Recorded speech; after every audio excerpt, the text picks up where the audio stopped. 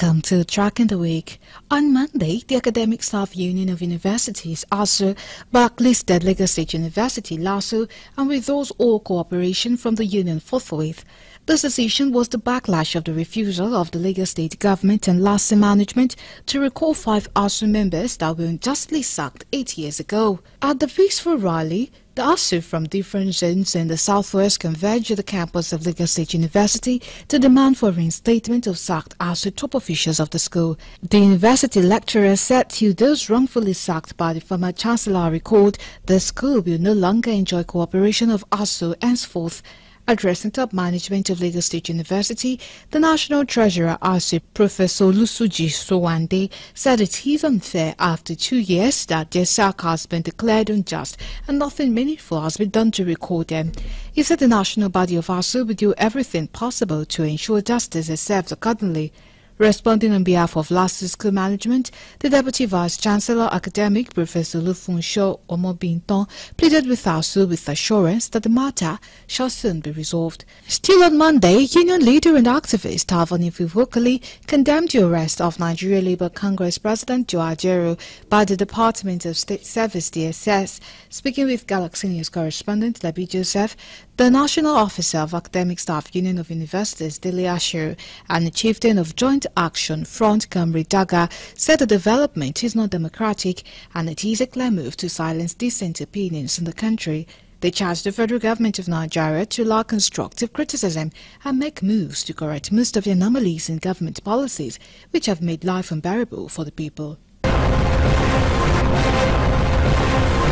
On Tuesday, President Bola Tinubu sent heartfelt condolences to the government and people of Niger State on the petrol tanker explosion on the Bida-Aji-Lapai Road in Niger State, which claimed the lives of 48 people and livestock.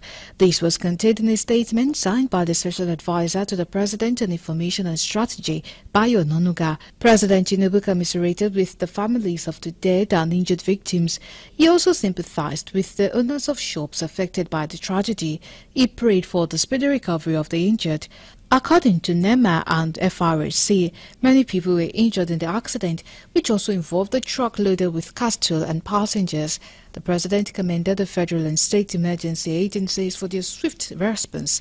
He similarly commended the good-spirited Nigerians who mobilized to the incident scene to assist the victims. Also on Tuesday, in a statement released by Benson Okwa, the head of Information and Public Affairs, the president of the Nigeria Labour Congress, Comrade Joe Ajaero, was seized and whisked away by agents of the Nigerian state while on his way to the United Kingdom on the invitation of Trade Union Congress to issue of Britain.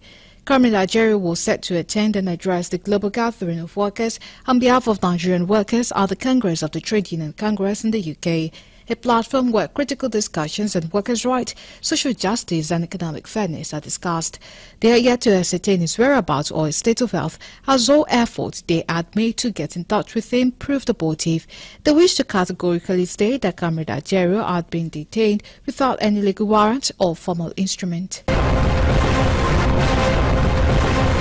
On Wednesday, the Court of Appeal sitting in Abuja dismissed an appeal filed by Kenneth Emaswangbo seeking to disqualify Olumide Akpata as the governorship candidate of the Labour Party in the September 21st governorship election in Edo State.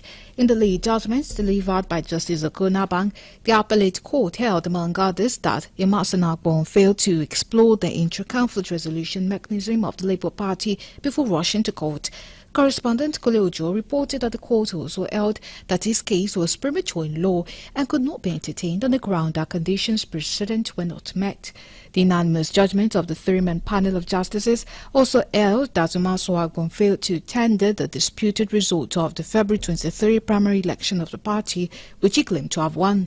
It would be recalled that in June, Justice James Omotosho of the Federal High Court Abuja dismissed the suit seeking to void the nomination of Akpata as the Labour Party candidate in September 21st election. In the judgment, Justice Omotosho upheld the arguments by Akpata's lawyer, Johnson Usman San, that the plaintiffs were without the legal rights to institute the suit. Also on Wednesday, the Federal High Court in Abuja slapped 10 million naira bail each on the 10 members of Ed Bad Governance protesters who were charged with attempt to overthrow President Bola Tinubu between July 1st and August 4 this year. Justice Emeka Nwiti admitted them to bail by delivering ruling in their bail application.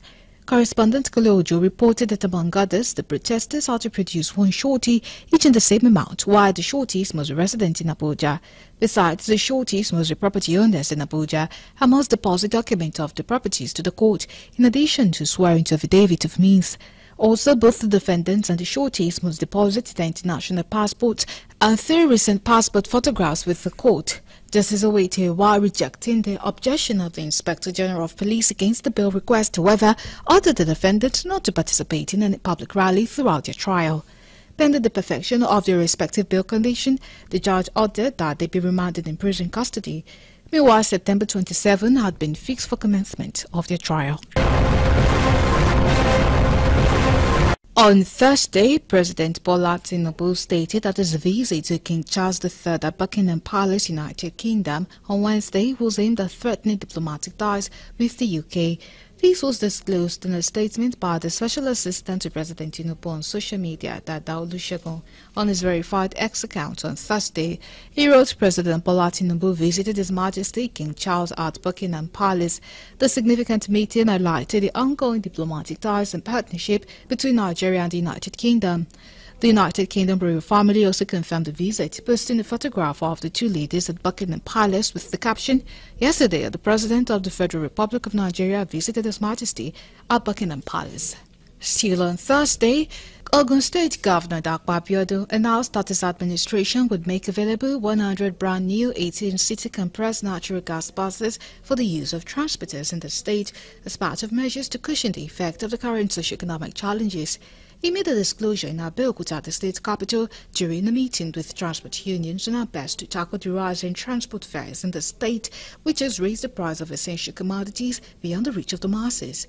He, however, warned transporters against taking undue advantage of the current situation to exploit and place avoidable burden through high transport fares on the people. He also informed the Enforcement Committee members of the plans of the federal government towards presentation of 20 CNG buses and 500 conversion kits to the state. Speaking on behalf of the leaders of the transport unions, the national president of the Amalgamated Commercial Motorcycle Riders Association of Nigeria, Shamsuddin Akpologun, lamented the high cost of purchase and maintenance with a promise to support government initiative in the sector. On Friday, Chairman of the National Peace Committee, General Abdulsalam Abubakar, retired, called on political parties and their supporters to see peace as an antidote for development.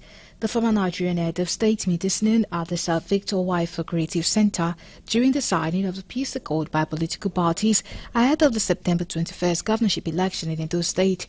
According to the National Peace Committee chairman, the essence of the signing is to abide by peaceful coexistence among the parties.